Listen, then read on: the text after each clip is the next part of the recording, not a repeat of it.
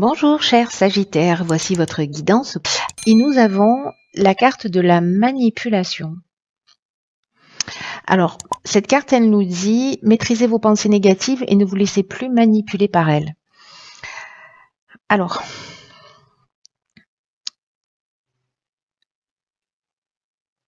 ce que nous dit cette carte, c'est que vous avez la possibilité, en fait, de par notre capacité qu'on a tous de création, de récupérer votre capacité à transformer le négatif en positif, en tout cas à commencer déjà à l'observer pour pouvoir le transformer et pour retrouver votre pouvoir personnel. Parce que là, ce qu'on nous explique avec cette carte de la manipulation, c'est que toutes les pensées et toutes les paroles émettent des vibrations qui vont déclencher des émotions, des sentiments négatifs ou positifs. Et donc en fait, c'est vraiment très important d'être dans l'observation de ce qui nous passe par l'esprit ou de ce qui va sortir de notre bouche. Donc là, on vous propose de surveiller précisément vos pensées, surtout si elles ne sont pas en accord avec ce que vous aimeriez vivre. Ou si vous êtes en train de vivre une situation, dans quelle mesure est-ce que vous êtes en train de la nourrir par vos pensées ou par les mots que vous prononcez. Parce que dans ce cas-là, si vous n'êtes pas en accord avec ce que vous voulez vivre, c'est que précisément vous êtes vous êtes manipulé par vos pensées. Voilà, c'est-à-dire que sans que vous en ayez vraiment conscience, vous êtes sous l'influence de ces pensées négatives. Alors, précisément, ce que nous propose cette carte et cette énergie-là, c'est de commencer à être dans l'observation pour transformer justement ce qui est néfaste pour vous, parce que c'est le terme néfaste. Il y a une idée vraiment de purifier son psychisme, de sortir des doutes, de sortir des sentiments et de toutes les émotions qui vous parasitent. Et là, on vous dit, alors c'est à vous de faire un effort pour sortir en fait de cette zone connue, cette zone de manipulation dans laquelle il y a du conditionnement qui peut venir de très loin parce que c'est la manière que vous avez appris de communiquer ou parce que vous avez une mauvaise image de vous, une mauvaise estime de vous ou pas d'estime de vous d'ailleurs ou pas confiance en vous. Bref, il y a un schéma comme ça, si quand vous parlez ou des situations ou des personnes, alors c'est pas forcément H24 365 jours par an, mais si d'une manière générale, vous mettez systématiquement en doute ce que disent les gens, si vous voyez que ce qu'il y a de négatif dans les situations ou que vous proposez ou que quand on vous propose quelque chose, en fait, c'est plutôt quelque chose de lourd pour vous, vous n'avez pas envie, vous voyez, c'est-à-dire qu'en fait, il y a toujours comme ça quelque chose qui vous empêche d'être dans le positif. Ou alors vous jonglez du positif au négatif en permanence en étant dans des excès de négativité qui peuvent être la colère, etc. et dans des excès de joie. Donc dans les deux cas, il y a un déséquilibre. Donc là, l'idée, c'est que ce soit vous qui soyez au contrôle. C'est pour ça qu'on parle de manipulation des pensées. Là, l'idée, c'est de reprendre le contrôle de vos pensées et de vous observer et de commencer à reformuler les choses d'une manière positive pour vous assurer d'être compris et pour vous assurer aussi d'être bienveillant. Mais si vous y arrivez, sérieusement, ça va changer votre vie. Ah, alors 33, qui est une énergie très forte, c'est le dialogue. Ça tombe bien, on parlait de communication. Ah ben c'est rigolo. Alors ça, c'est vraiment incroyable cette ligne. Je vous explique vite fait, je vais prendre le temps. C'est que là, en fait, on vous demande, alors peut-être que vous avez pris conscience de ça, peut-être que vous en avez déjà conscience, mais si vous l'observez suite à cette guidance, et là, on vous dit qu'en fait, vous pouvez aller demander de l'aide à l'extérieur de vous pour vous aider justement à avancer, à apprendre à formuler des demandes qui soient claires, parce que la vibration 33, c'est vraiment une vibration qui est puissante, c'est un maître nombre. Et donc du coup, c'est comme si on allait vous donner un outil, c'est ce qui me donne cette impression avec cette carte de la technique. C'est comme si vous alliez dire, ok, là je me rends compte que j'ai un problème, donc je vais aller voir comment je peux aider, comment je peux m'aider moi-même, comment je peux sortir de schémas que je reproduis, comment je peux apprendre une nouvelle technique de communication pour exprimer ce que je dis, pour le faire d'une manière bienveillante. Il y a des outils qui existent. Donc peut-être que vous allez à la rencontre de quelqu'un qui va vous apprendre des techniques, ces outils-là, en tout cas peut-être à repérer un certain nombre de schémas pour être plus en accord avec vous-même, c'est-à-dire dans le respect de qui vous êtes. C'est ce que je vous disais avec cette carte de la manipulation, c'est-à-dire si vous vivez si vous dites des choses, mais que vous n'êtes pas, que ce que vous vivez n'est pas en accord avec ce que vous voulez. Vous voyez, et que finalement vous le nourrissez, ou alors que vous allez dire des choses qui sont pas en rapport avec ce que vous ressentez réellement. Donc là, j'ai l'impression qu'entre le faux pas, c'est-à-dire l'erreur de communication et le fait de communiquer en étant dans le respect de soi et le respect de l'autre, au milieu, il y a un outil qui peut vous être appris par quelqu'un qui vient de l'extérieur. C'est magnifique, hein. C'est comme si on vous disait, voilà, il y a une problématique là à régler, parce que bon, on est tous plus ou moins comme ça, mais voilà, vous, c'est à vous que ça se propose là pour certains d'entre vous. Et qu'en plus, on vous dit, voilà, il y a quelqu'un que vous allez chercher de l'aide à l'extérieur, et cette personne-là, elle va vous permettre justement cette technique-là de passer justement du faux pas au respect de soi. En tout cas, d'arriver à exprimer réellement ce que vous voulez sans être manipulé par ces émotions négatives ou ces pensées négatives. Waouh, c'est très intéressant, hein, c'est plutôt très chanceux. Les finances ou l'aspect matériel de l'existence. Hein. Ok, conflit, méchanceté, inspiration. Je crois que la technique que vous avez appris sur la ligne précédente, vous allez devoir la mettre en œuvre plus vite que prévu. Donc là, est-ce que alors les finances, ça nous parle alors du rapport à l'argent ou du rapport au plan matériel d'une manière générale. Hein.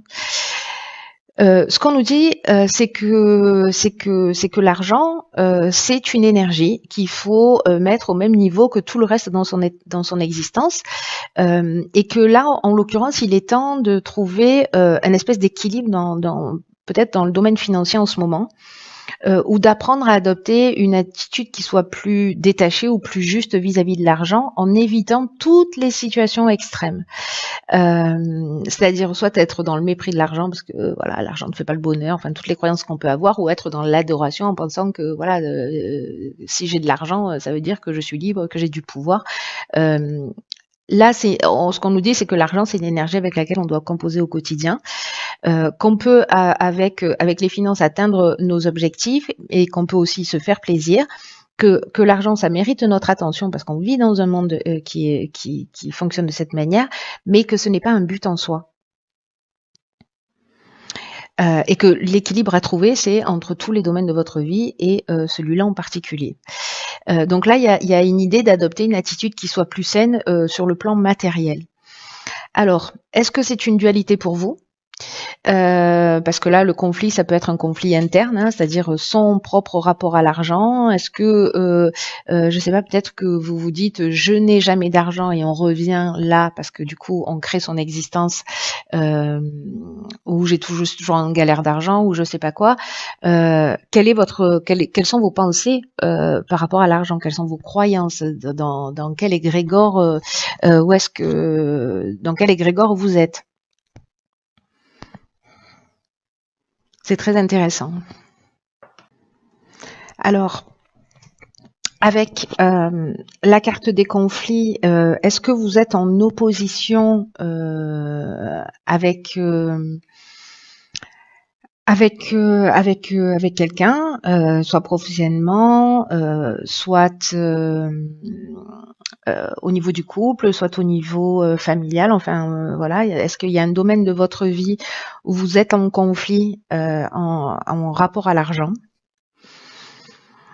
Soit vous avez des opinions qui sont tranchées justement par rapport à l'argent, soit vous êtes dans un manque de clarté dans le domaine matériel.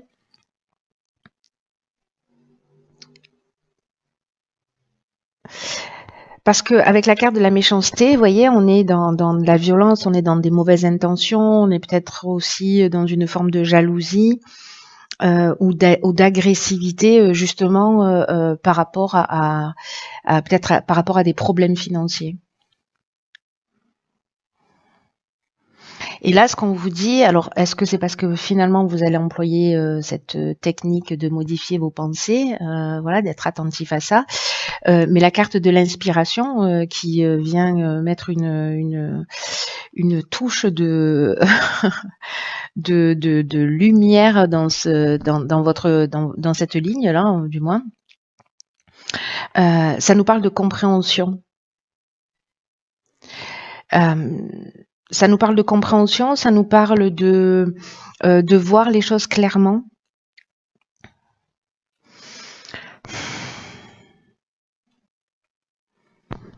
C'est comme si d'un coup vous compreniez peut-être, vous voyez, parce que l'inspiration c'est ça aussi, c'est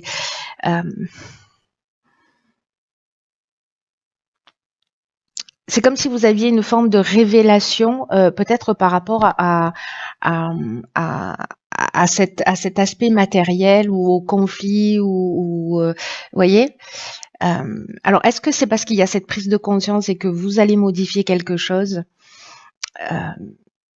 ou que vous allez communiquer d'une manière différente? C'est possible aussi, ou peut-être que vous allez avoir une prise de conscience qui va vous permettre, pour moi, de sortir de cette situation.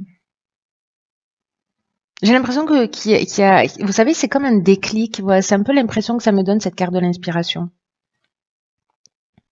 Comme si d'un coup, soit vous découvrez la vérité par rapport peut-être à une personne en face de vous, hein, que vous découvrez qu'il y a de la jalousie ou qu'il y a de la méchanceté ou peut-être quelqu'un qui se sert de vous. Il y a une forme de manipulation aussi. Peut-être c'est vous qui vous rendez compte que vous êtes dans cette situation inconsciemment. Mais en tout cas, ici, il y a quelque chose qui s'éclaircit, soit par rapport à vous, à votre rapport à l'aspect financier, et peut-être lié à votre manière de voir les choses. Soit c'est par rapport à quelqu'un de l'extérieur. Peut-être que c'est le fait aussi d'envier des personnes qui a cette forme de dualité par rapport à l'aspect matériel de la vie, parce que peut-être pour certains d'entre vous, c'est un peu plus difficile que pour d'autres, et que finalement vous ressentez un peu de jalousie, et que là finalement vous comprenez que c'est simplement lié à des pensées négatives qui sont en train de qui vous manipulent. Enfin, après, ce ne sont pas les pensées de quelqu'un d'autre, ce sont les vôtres, hein, mais je veux dire liées à des conditionnements. Alors on va voir ce que nous réserve la troisième ligne.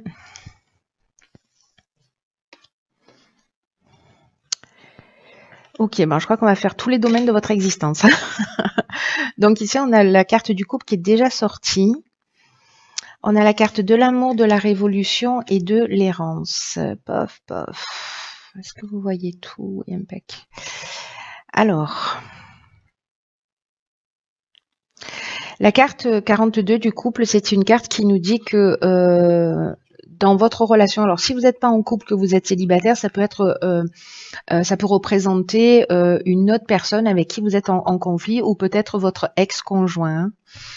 Dans tous les cas, là, ce qu'on nous dit, c'est que vous ou votre conjoint ou votre ex-conjoint ou cette personne en face de vous, qui a besoin en fait d'ouvrir le dialogue. Il y a besoin de communiquer parce que c'est comme s'il y avait une problématique. Et que la communication, c'est ce qui peut apaiser la situation ou mettre un terme à une situation, mais peut-être mettre un terme à une relation, mais en tout cas, ce qu'on nous dit là, c'est qu'il faut communiquer avec bienveillance, il faut communiquer avec harmonie, qu'il faut être ouvert à l'autre, mais également à ses besoins et c'est-à-dire être ouvert, être à l'écoute, je vais y arriver, pardon, être à l'écoute des besoins de l'autre et être à l'écoute de vos propres besoins, laisser l'autre exprimer ses besoins et autorisez-vous à exprimer les vôtres. Il y a un peu cette idée-là, en tout cas, il y a vraiment une idée d'ouvrir le dialogue.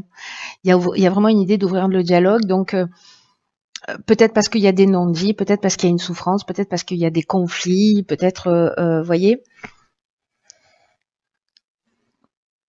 Peut-être parce que vous avez une manière de réagir avec cette carte de la manipulation qui peut être excessive, ou au contraire totalement effacée. Alors on n'est pas forcément dans les extrêmes, mais vous voyez ce que je veux dire. Là, en tout cas, ce dont ça nous parle, parce que là, on parle d'amour, donc soit c'est un nouveau projet, mais je pense que là, on est plutôt dans la relation sentimentale, hein, on est d'accord, euh, où il y a un changement total. Alors, c'est un changement radical avec la carte de la révolution, qui peut être soit vraiment une forme de désordre, euh, une espèce de chaos, soit ça peut être un déménagement parce que voilà, il y a un changement, il y a une mutation, etc. Et peut-être qu'on se sent un peu perdu, qu'on va perdre ses repères. Euh, mais ce que ça génère aussi, la révolution, c'est une dynamique nouvelle. Vous voyez, on règle ce qu'il y a à régler, on part sur de nouvelles bases. Sauf que peut-être ça peut être un peu déstabilisant, peut-être qu'on peut se sentir perdu.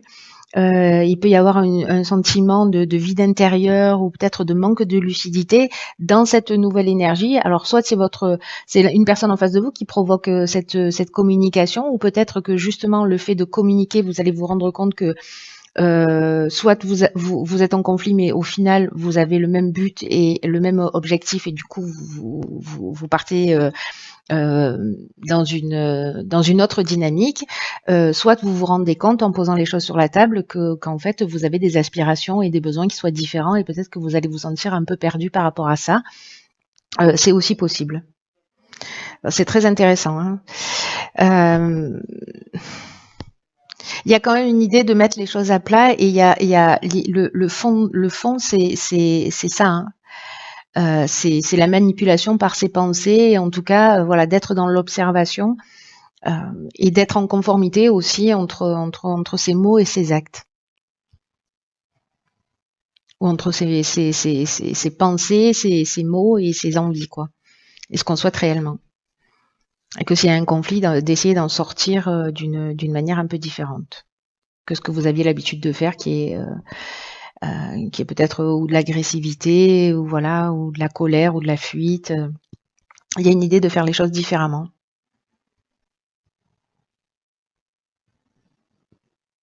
Ce qui peut remettre, j'ai l'impression, en question beaucoup de choses, hein. Alors ça peut être simplement, encore une fois, un déménagement, une mutation, et du coup on perd un peu ses repères. Je sais pas, votre conjoint part d'abord, ou vous voyez. Enfin, il y a plein d'options possibles, mais il y a quelque chose qui peut être un peu, ouais, enfin voilà, déstabilisant, et qui peut causer, je vous dis, une sorte de désordre, mais il y a quand même un objectif toujours positif, hein, derrière toutes les situations. Voilà. Voilà, cher signe du Sagittaire, je vous souhaite de passer un magnifique mois. Prenez vraiment bien soin de vous. Je vous embrasse très fort et n'oubliez pas de me tenir informé. À bientôt.